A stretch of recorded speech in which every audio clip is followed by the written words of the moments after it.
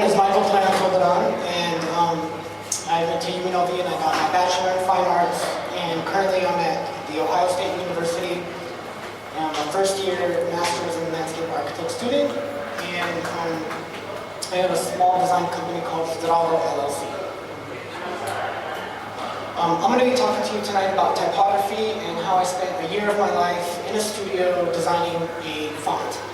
And the first thing that I needed to look at was how a serif font was developed, and this guy Katish kind of discovered that the Romans used a brush and they painted onto marble and then they carved it out, and then that's how we got our serif.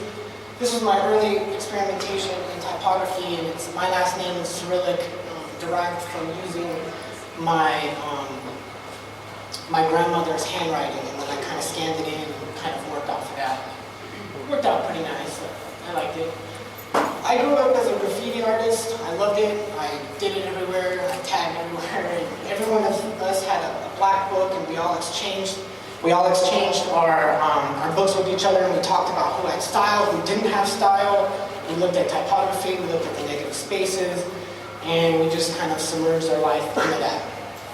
So when I wanted to design a font, I looked at graffiti and then my love for the formal elements of typography. And on the left is a graffiti character derived from kind of like a Cholo aesthetic and the West Coast kind of tagger aesthetic. And then on the right is the Times New Roman G. And I started combining them. On the upper corner is like a really stylistic graffiti style. And then here's my first maquette sketches of how I wanted to develop, but it wasn't succeeding. It was really stagnant, and it was really problematic. I couldn't kind of get the gestural elements or the style of it.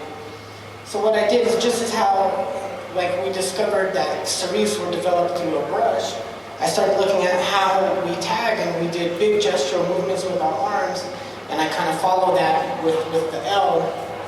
And once I got on that track, things seemed to go a lot smoother with designing the font. You could kind of see the directional arrows.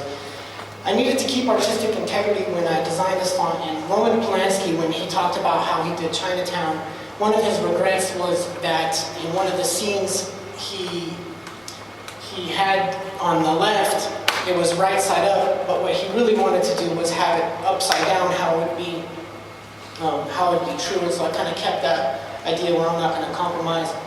A lot of the considerations that I had to keep in mind was all the nomenclature, specifically the caps height, the X height, and the baseline, and then all these other considerations that I had to keep in, all 81 characters of when I designed the font, and it's a pretty big undertaking. This is the first sheet of 24 by 36 inch vellum, and one of 4 sheets. Kind of.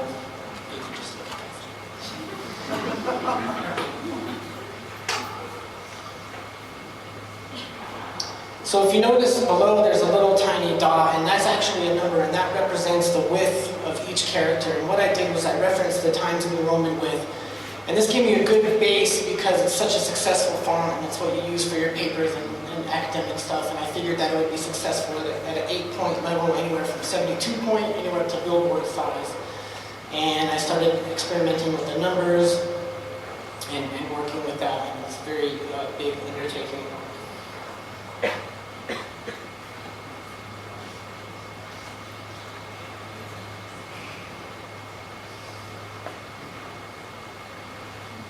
So towards the end, I started kind of going mad a little bit in my little studio. It's only 8 foot by 8 foot. People were like, "This guy's a mad scientist. He never comes out of here and he's just drawing. And what's he doing in there all the time? And where does he get his creative energy? And how's he staying up? And how's he thinking of this stuff? And communicating all this dialogue with my professors?" There's your answer. I drank Red Bull. I smoked a lot of weed. And in my studio, a lot of the students, would complain and be like, "I smell weed coming out of your studio, what are you doing?" So I would just come at 7 o'clock at night and work in there until 5, 6 in the morning, or whatever.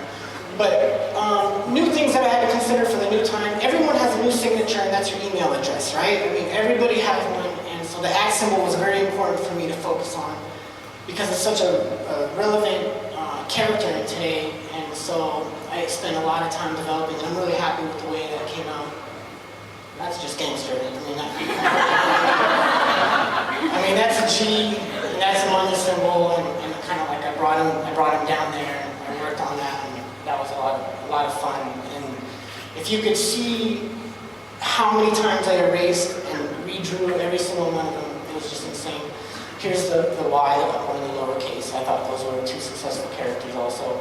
There's that width number. That would go for the character that was above it, but you get the idea. 32 units is the width of the lowercase y. And you see 8 levels of where I had different choices to go. Now when you look at any kind of design, you want to look at it abstractly. You kind of want to blur your eyes and look really close. And this is like one of the characters at a unique angle, and what it does is it forces you to look at the positive and the negative spaces of the character. Just as in music, how some people say that the silence between the notes is actually the beauty, just so it's kind of like in typography also, kind of like the negative space and all that stuff when you're designing. And so that is coming up. That's the ampersand. So